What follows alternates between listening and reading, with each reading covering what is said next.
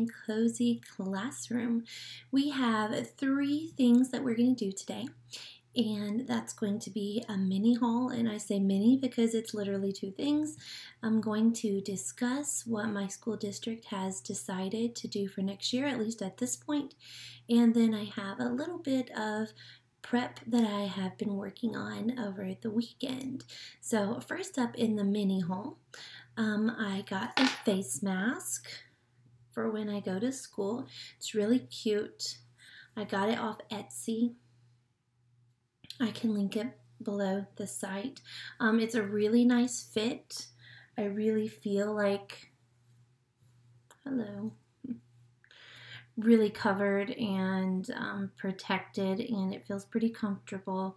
I just thought it was really cute. I don't know if white will be a big mistake because I'm a little messy as it is, but still, this is one I really liked, and it has on the ends here these pieces so you can adjust the ear pieces to fit you, but I really like this one, and I'm considering ordering some other patterns from here.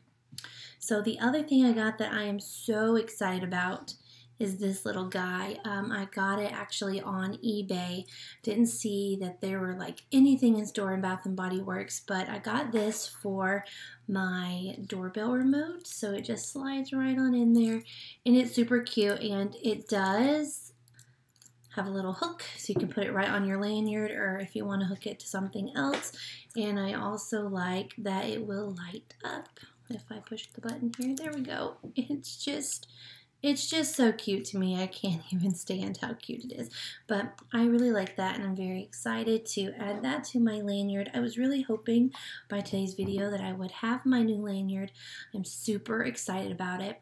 I actually follow on YouTube Hello Third Grade, and she always has the cutest lanyard of hands and hearts. And so I didn't order the one she has, but I ordered one from there, and they're actually made in Australia, and it's on its way, so look for that in a future video.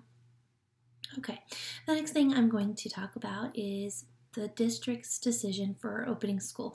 And I say it's the decision for now because it has already changed since they originally sent out a plan. We got a plan the last week in June. They had a board meeting, and we got a plan, and then I believe the very next week, because we're hardly into July, we already had some updates. So as of now, teachers and students will have to wear masks in the hallway, in the classroom, anywhere you go on campus. Unless you're outside, there are sometimes you can not be wearing it. They want us to provide opportunity for students to be able to take off their mask as well as us. I don't know how that's going to work out yet, but that is the plan. Of course, masks can be off while you're eating. And speaking of eating, we are going to be having breakfast and lunch in our classrooms. So we're not going to get a lot of breaks this year, but they're going to have stations set up on each hallway for students to get their food, and they'll be eating in the classroom. And we've also been told that we're only going to have one class in the hallway at a time. Now, we are moving into a brand new building, and there are 3 floors total. There's the main floor, there's like a basement floor, and then obviously a floor above.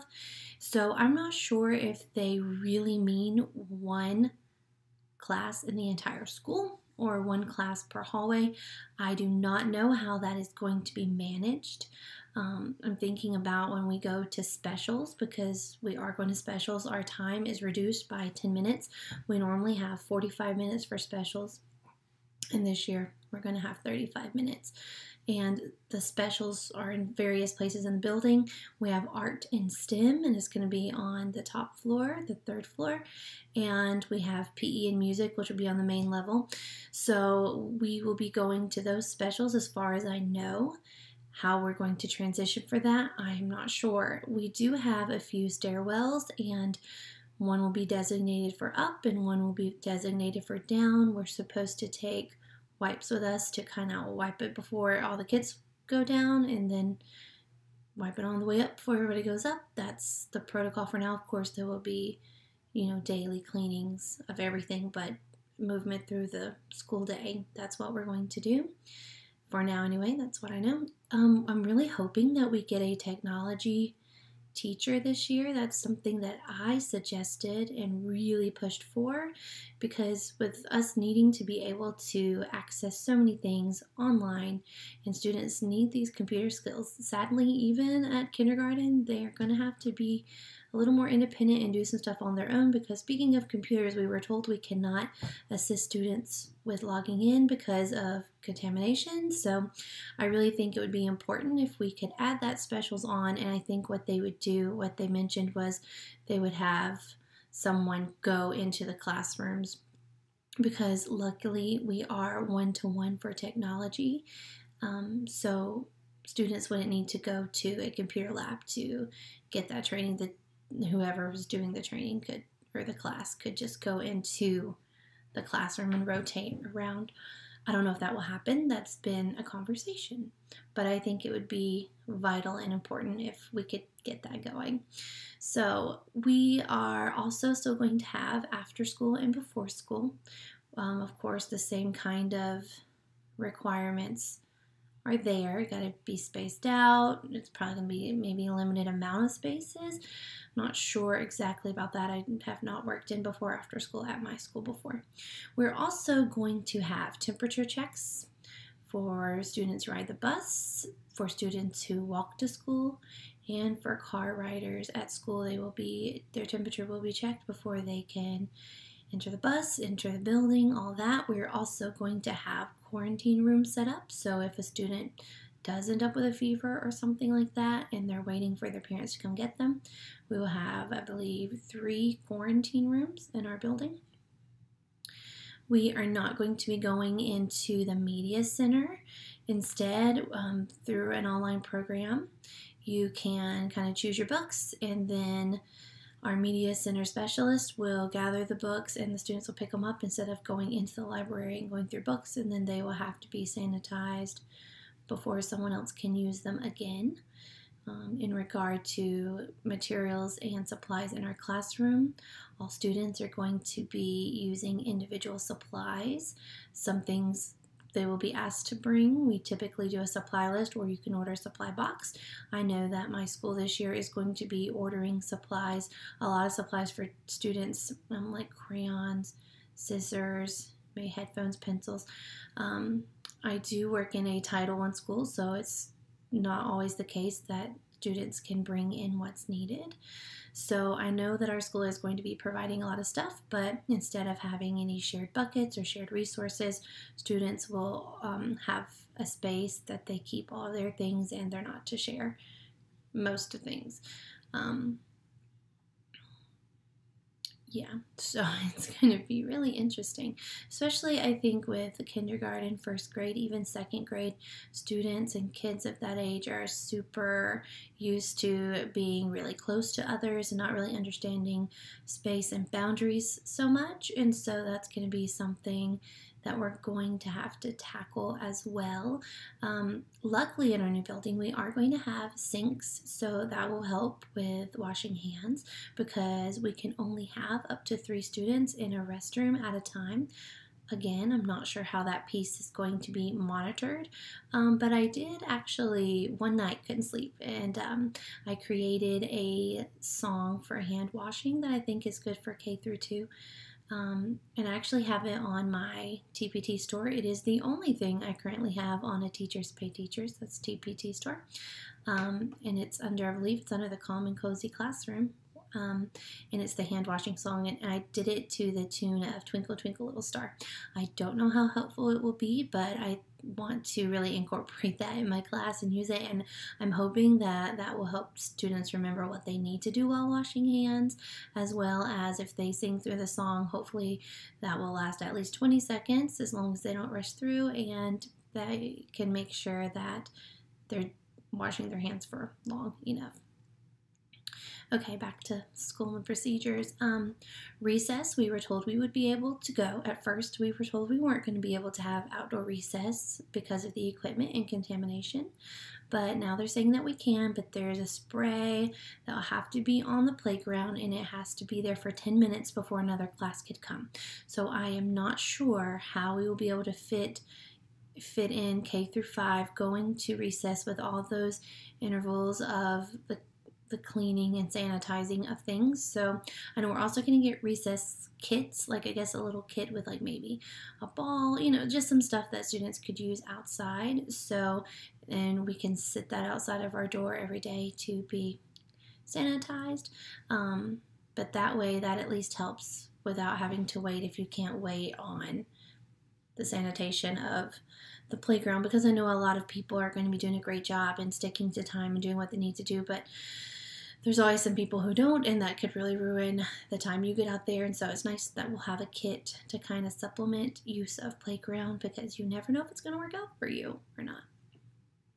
Our dismissal will be different this year. We are going to do what they're calling a silent dismissal, and they're going to send out information over the, instead of calling out, because we know dismissal is probably going to take longer than usual, so they're going to be communicating over the internet, and we just got to have that up and paying attention versus them announcing and announcing and announcing.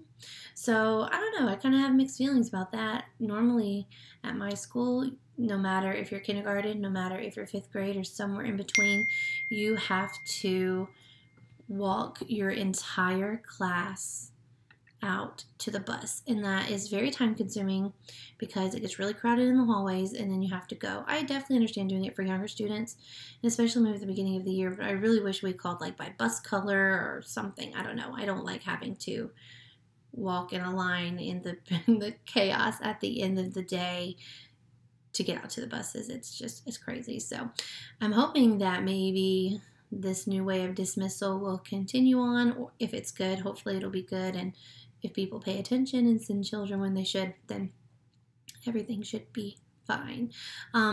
Currently, we're not doing any hybrid. We're not doing any online, except we heard there was a survey, and a very small percentage actually was interested in sending their children to digital learning. So I know for fall that it is going to be available for those who want it. But it seems like the majority of people are ready to send their students back to school, which is understandable because you can't go to work if you have young children who are at home. And sorry for all the dinging. I'm getting messages from my principal in a committee I'm actually on now. We do Capturing Kids' Heart at my school, and last year was our first year, and if you don't know anything about Capturing Kids' Hearts, you should definitely look into it. Google search it. They have a page. There's stuff on YouTube. I really like it. But I'm on a committee this year. There's a few of us on a committee to really review at the beginning of the year, see how we can implement this with the way things are now, and so I'm excited about that. But in regard to the next school year, I think those are all the major points. Of course, there's the chance that we'll end up doing digital learning again. But currently we're not going to do a hybrid. We are going back to school. We are going back to school on schedule, and we start that first, I don't know if it's the first or second week off the top of my head, but pretty early in August. So we are going to be doing that. For the other schools in my district, that shouldn't be much of an issue, but for my school with our new building, we're not getting the chance to move in until July the 20th because things just aren't going to be ready. It's just not going to be time. So, and I have some trainings that week, so it's going to be difficult to fit all of that in, but I know it's going to be fine. We're going to get in and do that. The only other thing I want to mention, I know in another video I mentioned I might be getting a student teacher, and I will be. So if you have any tips on working with a student teacher, I would love to hear those below. And the next thing you're going to see is the prep I did some printing and some laminating, and I have just a few little things I share in some videos. So I hope you enjoy those, and thank you for joining me today. Please like and subscribe at the end of the video. Bye. So I printed off all the colors, and if you can see, there are lines through them. So I got new ink, reprinted, and here's how they look now. A little more vibrant red over here, but then we have those lines. So now everything is reprinted. So I'm going to be laminating my color posters, my welcome sign, my alphabet, The pack that I got did have picture clues to go with the alphabet, but we are using a particular phonics program at my school right now, and they don't want us to use any other picture clues except what came with that. And only kindergarten has the alphabet line, so we're just using alphabet. It's cute, it'll be smaller, it'll be fine. And then I have like a sign for my door. Okay, so some pro tips for laminating is while your laminator is heating up, because it does take some time, go ahead and get all of your things in the sleeves, and it will save you the hassle of trying to do it as you're laminating. Another pro tip, get yourself a cute little fluffy friend to hang out with you and be bored and sleep. But here we go.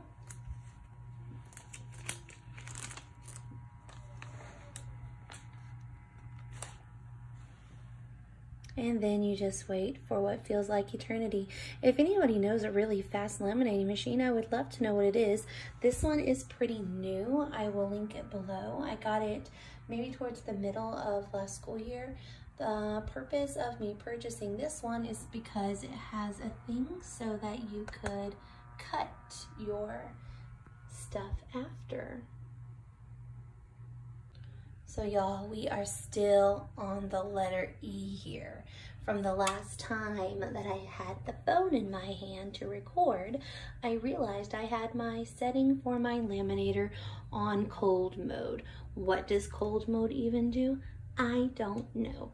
But so I've pulled out my books here because part of being a teacher often has to do with multitasking, and I have my stamp.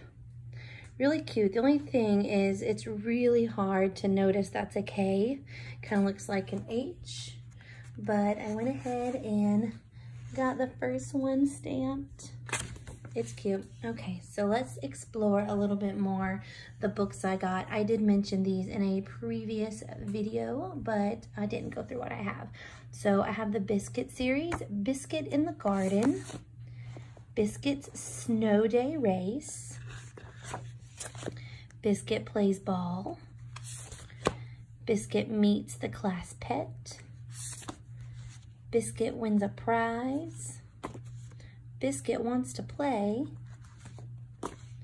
Biscuit Feeds the Pets, Biscuit Takes a Walk.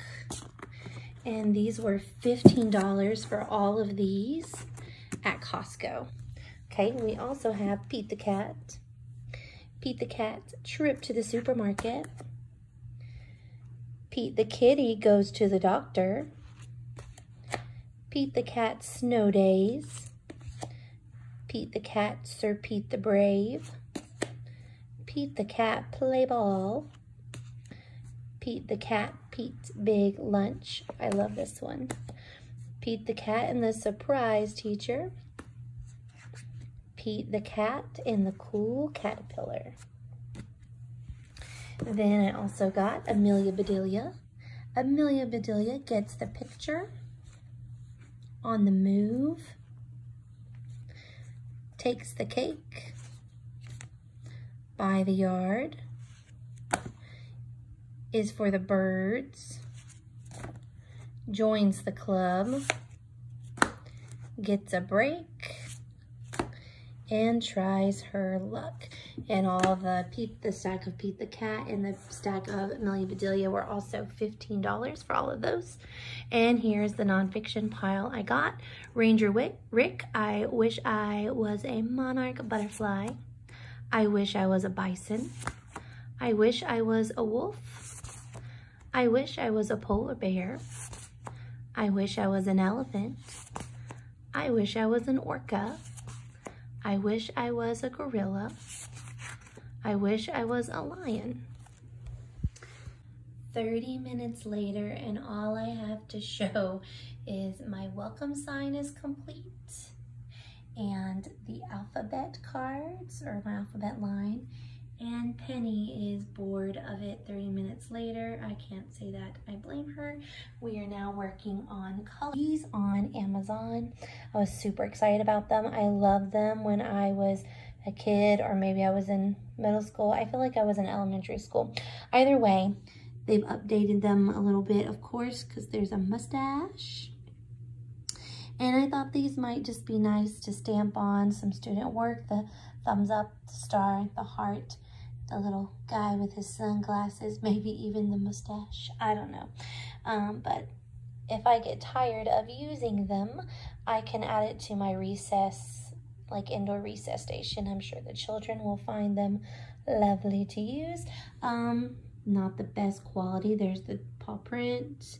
Star came out pretty good, but I mean, they weren't that expensive. It's fine.